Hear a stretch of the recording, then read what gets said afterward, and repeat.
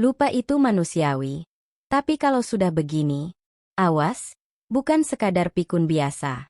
Assalamualaikum warahmatullahi wabarakatuh. Hai, para pejuang usia emas.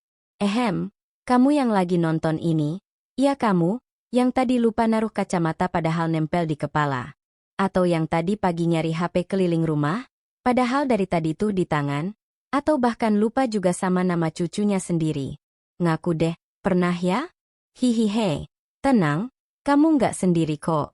Aku Dr. Sylvie Ai, spesialis penyakit dalam, usia 29 tahun, masih muda tapi udah cukup sering dikejar pasien-pasien usia 50 ke atas. Tapi jangan salah, yang datang bukan cuma minta resep obat. Banyak juga yang cuma bisik-bisik. Dok, saya sering lupa akhir-akhir ini. Saya takut Alzheimer. Wah, langsungnya mikirnya ke situ? Padahal belum tentu loh. Nah, hari ini aku mau ajak kamu kenalan sama kisah nyata pasienku. Namanya Pak Rinto. Umur 56 tahun, mantan kepala teknik di perusahaan tambang besar. Tapi suatu hari, hidupnya berubah drastis, hanya karena satu hal kecil yang kita anggap sepele. Lupa. Pak Rinto, tinggi besar, senyumnya ramah, dan kalau bicara tuh selalu tertata. Dulu.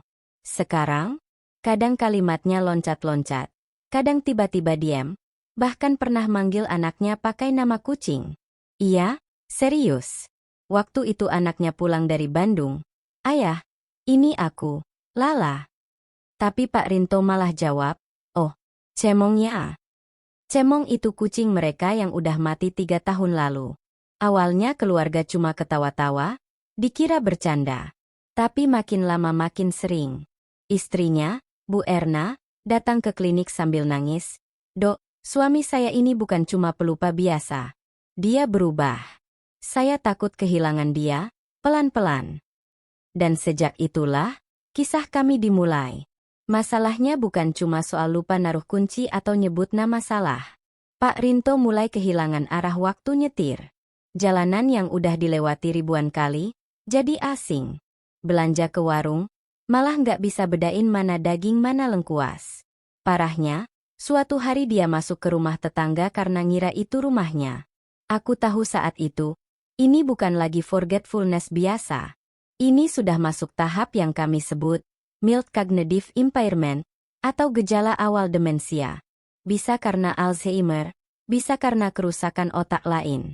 Demensia adalah istilah umum penurunan fungsi otak, seperti memori, pemikiran, dan kemampuan bersosialisasi, yang cukup parah untuk mengganggu kehidupan sehari-hari. Tapi sayangnya, orang Indonesia seringnya telat sadar. Orang mikirnya, biasalah, umur segini ya pasti pikun. Padahal, pikun itu bukan takdir usia, sayang. Itu sinyal dari otak kalau ada yang nggak beres. Dan kasus Pak Rinto bikin aku harus jelaskan dengan cara yang halus tapi jujur ke keluarganya. Aku bilang gini, Bu, otak itu kayak hard disk. Kalau terlalu lama nggak dibersihkan, ya penuh dan lambat. Tapi bisa dibersihin, bisa diperbaiki. Asal cepat. Dan kita pun mulai penyelidikan. Scan otak, tes darah, pemeriksaan fungsi kognitif. Semua kita lakukan. Klimaks. Hasilnya keluar. Dan aku harus tarik napas panjang waktu baca. Pak Rinto positif mengalami degenerasi saraf di area hippocampus, pusat memori di otak. Artinya? Ya, Alzheimer stadium awal. Berat? Iya. Tapi bukan akhir segalanya. Aku kumpulkan keluarga. Lala, anaknya, nangis sesenggukan. Aku baru aja deket sama ayah, Dok, dulu kami renggang. Baru 2 tahun ini akrab. Masa baru akrab, harus dilupain. Sumpah, hatiku ikut nyesek waktu denger itu. Tapi aku tetap senyum, pegang tangan mereka dan bilang, masih bisa diperjuangkan. Masih bisa diperlambat. Otak itu bukan mesin tua yang pasrah. Dia bisa dilatih, dia bisa dilawan. Dan sejak hari itu, dimulailah perjuangan keluarga ini. Sebelum kita lanjut ke bagian berikutnya, jika Bapak dan Ibu merasa cerita ini bermanfaat, jangan ragu untuk menekan tombol suka dan bagikan saluran ini. Kami akan terus berbagi kisah dan informasi kesehatan yang mudah dipahami, khususnya untuk orang tua tercinta di rumah.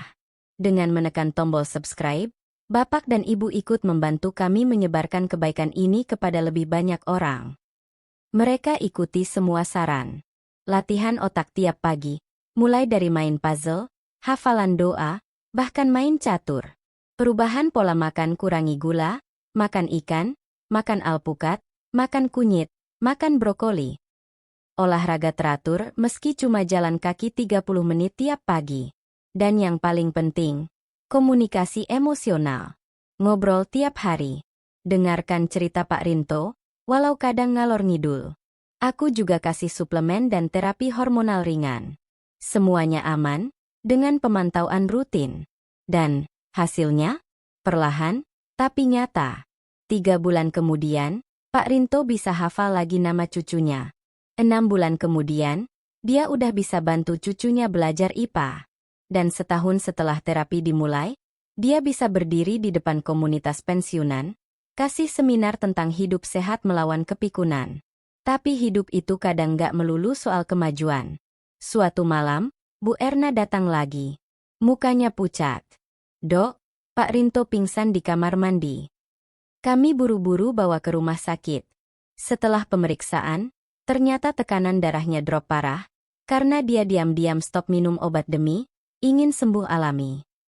Aku nangis dalam hati. Bukan karena marah, tapi karena aku tahu, banyak pasien begini. Merasa sudah baikan, lalu berhenti berobat. Padahal, penyakit seperti Alzheimer itu bukan hilang, hanya bisa diperlambat. Setelah seminggu dirawat, Pak Rinto pulih. Tapi ingatannya sedikit menurun lagi. Dan kali ini, dia mulai lupa istrinya. Bayangkannya, 30 tahun menikah, dan suatu pagi, dia lihat Bu Erna dan bilang, "Maaf, Ibu siapa ya?" "Ya Tuhan." Bu Erna cuma senyum, matanya merah. Tapi dia tetap suapin Pak Rinto makan pagi.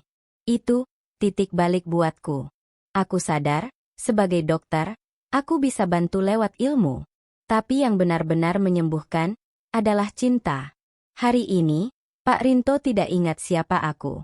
Tapi tiap kali aku masuk ruangan periksa, dia selalu bilang, Mbak manis ini datang lagi ya?" Ya udah deh, dibilang manis juga nggak apa-apa. Aku tetap rawat dia. Aku tetap ngobrol dengannya. Karena merawat pasien demensia itu bukan soal mengembalikan memori, tapi soal menjaga martabat dan memberi arti baru pada hari-hari mereka. Dan Bu Erna masih setia. Tiap pagi, dia bacain surat-surat lama mereka, berharap ada satu memori yang muncul kembali, walau cuma sesaat.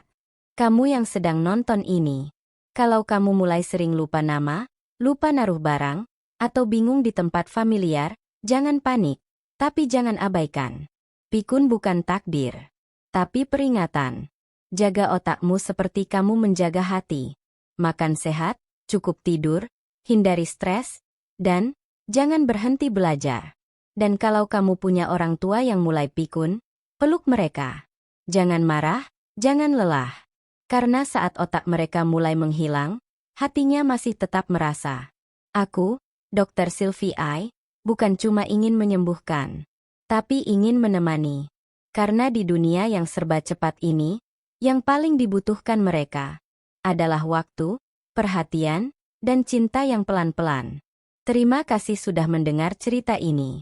Dan kamu, jangan lupa, ya, subscribe channelku ini. Wassalamualaikum warahmatullahi wabarakatuh, salam sehat dan otomatis bahagia.